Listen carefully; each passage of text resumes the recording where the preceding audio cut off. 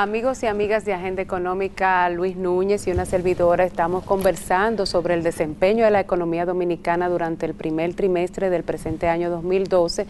El informe de la economía ya fue colocado en la página web del Banco Central y estábamos comentando sobre el crecimiento de 3.8, sobre las actividades que han crecido, sobre el comportamiento y sobre los estímulos que se están dando para poder dinamizar aún más la economía dominicana en medio de un contexto internacional difícil, con una zona europea cada vez más con un question mark.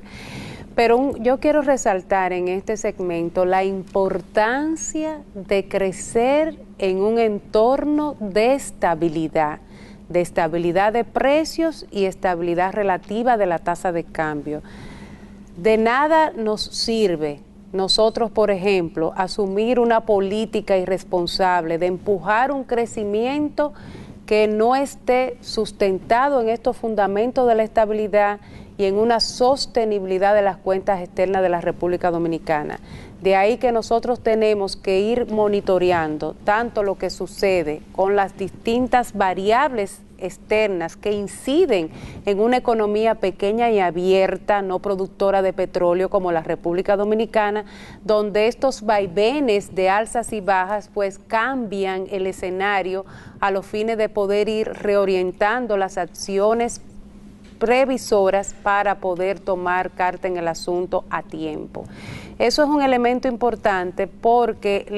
ya los tiempos, señores, ahora el quehacer de la política, antes uno hacía proyecciones, pronósticos y veía cambios muy lentos en los trimestres y en los semestres, pero ahora es un monitoreo por minuto online de todos estos acontecimientos, de cómo impacta, por ejemplo, lo que sucede en economías donde tenemos nexos comerciales muy fuertes, como es Estados Unidos, y donde todos esos elementos pues hay que modelarlo y verlo para ver todas las aristas y ver los efectos y las ventajas y las desventajas al momento de adoptar medidas previsoras. Y un elemento importante sí que llama la atención en lo que es el potencial de la economía dominicana, Luis, y es el hecho de que en otras ocasiones se ha demostrado la alta capacidad de respuesta de la demanda interna de la República Dominicana, de los sectores asociados a la demanda interna, con estos estímulos de la política monetaria. En ocasiones ya hemos visto cómo a través de la reducción de las tasas de interés, el elemento catalizador del préstamo para adquisición de viviendas revierte de una manera asombrosa rápidamente lo que son los comportamientos de sectores tan importantes como es la construcción, Luis. O sea que ya la capacidad de respuesta de nuestra demanda interna es importante. Y otra cosa también interesante es el hecho de que ya con el presidente electo Danilo Medina, con una serie de líneas programáticas que están establecidas en lo que es su oferta al electorado y al país dominicano, pues ya se sabe que él ha definido una serie de ejes estratégicos como son sectores claves como turismo, que eslabonan otras cadenas productivas, como son las pequeñas y medianas empresas, que son el motor verdadero de la economía en cuanto a generación de riqueza y en generación de empleos. Vemos que tú enfocar políticas públicas en estos sectores que son tan dinamizantes y que te mueven todo el aparato productivo, pues eso también te hace avisorar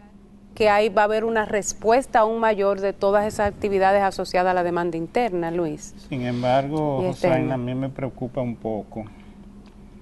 la lentitud con que se mueva el sector público en este periodo de transición. Que por cierto es muy largo, demasiado largo. Y hay mucha gente que ya comienza a dejar de trabajar. Se cruza prácticamente de brazos y el Estado en muchas de sus instituciones entra en un periodo de paña boba donde la gente lo que está es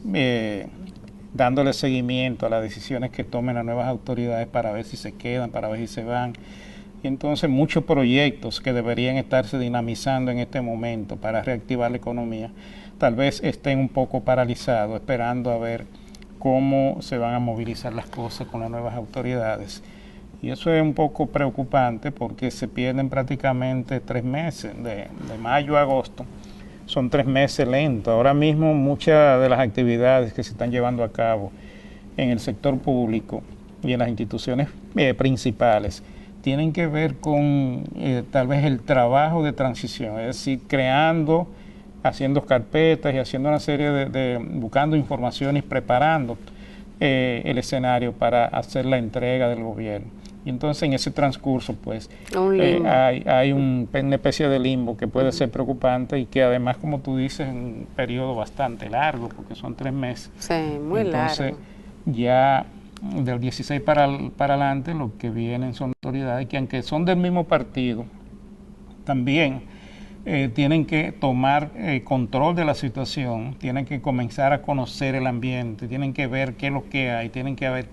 cómo van a comenzar a desarrollar y a dinamizar los proyectos. Entonces también pudiera ahí crearse en ese periodo que siempre se le dan, esos 100 días que se le dan al nuevo gobierno, también pudiera ser haber un poco de retraso en las tomas importantes de decisiones que no tienen mucho periodo de espera y que pudiera entonces tal vez desaprovecharse de una situación que se está dando en el ámbito internacional, que es la parte positiva de la crisis, o sea, la reducción de los precios de los commodities, incluyendo el petróleo, que pudiéramos tal vez aprovecharlo mejor si el ambiente y si la dinámica de la economía y de las actividades públicas fuera más activo en este proceso. Sí, mira, y ahí yo me atrevería humildemente, no soy política ni mucho menos, soy una técnico seca, me defino así. Pero yo diría, Luis, que en ese limbo tan largo de 90 días, donde los que están no quieren hacer nada porque supuestamente pueden ser cambiados, y los que vienen no pueden hacer porque no están, o sea que es como un no hacer nada. Yo diría también que hay una serie de, por ejemplo, anunciar el equipo económico clave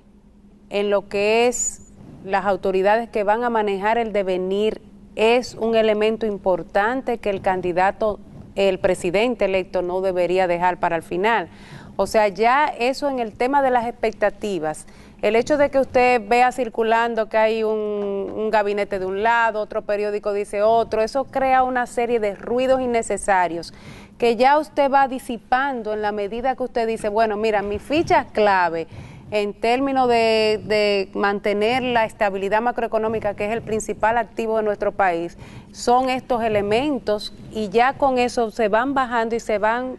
el horizonte se va ya definiendo de una manera que no se preste a todos esos comentarios que no hacen nada bien. El otro elemento, Rosana, es la dificultad que van a encontrar las autoridades en materia de disponibilidad de recursos. Sí. El Estado ahora mismo, en el propio informe del Banco Central a marzo, hablaba de un déficit de 39.000 millones del gobierno central. Y eso realmente, después de esa fecha, es probable que eso haya crecido un poco. No sabemos, no tenemos las informaciones. Pero eso te da a ti la idea de que realmente lo que puedan hacer las nuevas autoridades va a tener que pasar por un periodo de espera hasta poder ver cómo manejar y cómo hacer que los recursos incrementen. El otro tema es que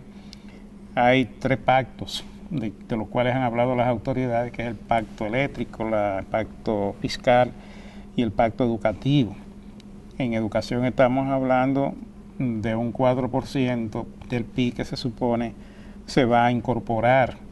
en el próximo presupuesto del gobierno, porque esa fue una promesa de estas autoridades, y estas autoridades tienen que tomarlo en consideración para su primer presupuesto. De hecho, hay una demanda contra la ley presupuestaria que ha hecho el movimiento del 4%, porque no incorporó ese 4% en el presupuesto vigente. Pero además tenemos un escenario que un poco también hay que tomarlo en consideración. El candidato, que hoy presidente de la República, una de las cosas que decía era que iba a llamar a la mesa de diálogo al partido de la oposición y a los sectores empresariales y representantes de la sociedad civil para hablar de esos pactos. Pero hoy día lo que tenemos es un partido de la oposición dividido en un litigio que se va a tomar mucho tiempo y que va a crear muchas dificultades para que se pueda hablar, de dialogar con estos sectores en esas condiciones. Y entonces eso también se convierte en un elemento de retraso de lo que pudiera ser un trabajo que ya de hecho pudiera estarse pensando en hecho si realmente los políticos pensaran un poco en el país. Pero lamentablemente es una situación que está de por medio, una situación con la cual hay que lidiar y un elemento en contra de lo que pudiera ser realmente un desenvolvimiento y unas actividades rápidas para dinamizar la economía y para tomar decisiones en la línea en que se espera. Vamos a una pausa, amigos, y regresamos.